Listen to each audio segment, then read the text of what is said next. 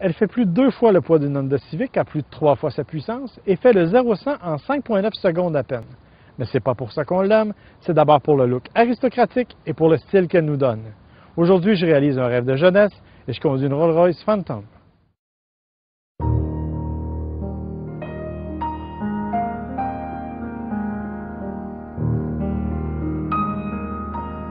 Une Rolls, que l'on dise ce que l'on veut, c'est impressionnant.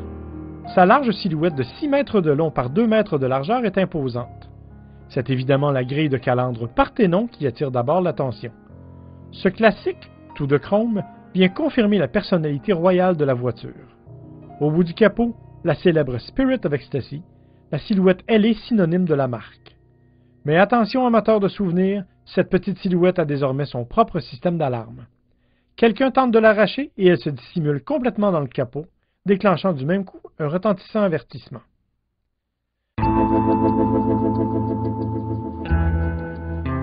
Véritable limousine tant par sa taille que par sa présence, la Phantom attire les regards. Les longues ailes, le coffre, tout semble fait pour être carré, sans nuance. Pourtant, elle a fait l'objet d'un design soucieux qui la fait presque paraître petite. Le capot qui n'en finit plus, les nombreuses appliques Rolls-Royce et les célèbres roues au logo mobile viennent compléter la très royale silhouette de la voiture. C'est à l'intérieur que la Rolls est la plus imposante. Ses longs tapis de laine d'agneau accueillent les aristocratiques pieds des passagers. Le plafond, recouvert de cachemire, donne aussi une touche de classe. Quant aux sièges d'un grand confort, il va de soi, ils sont recouverts de cuir de veau de première qualité, alors que le tableau de bord et le volant regorgent de boiseries exotiques, installées à la main comme il se doit. À l'arrière, l'espace est plus qu'abondant, et les passagers ont toutes les commodités, incluant une table, elle aussi faite main, pour installer leur repas ou leur travail. Une fois à l'arrêt, une simple pression du doigt permet d'ouvrir les portières suicides, sans l'aide du chauffeur.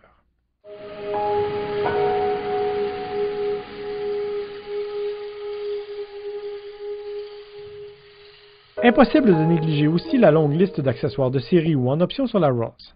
En matière de divertissement, elle reçoit une version simplifiée du iDrive de BMW, plus simple et plus conviviale à utiliser.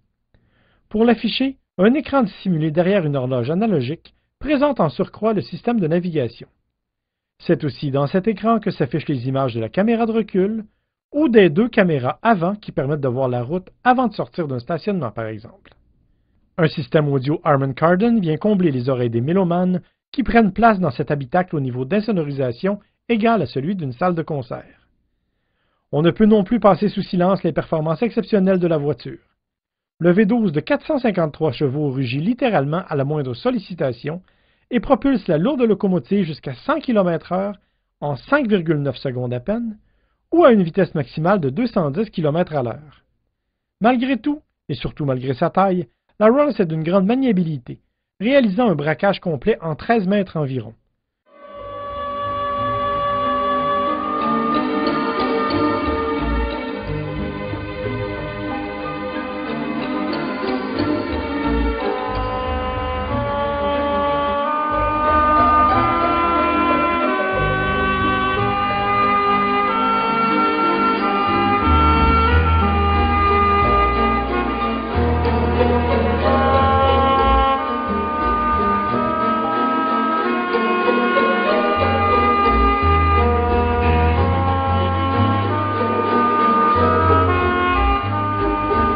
Sur la route, elle tient la route comme une sportive.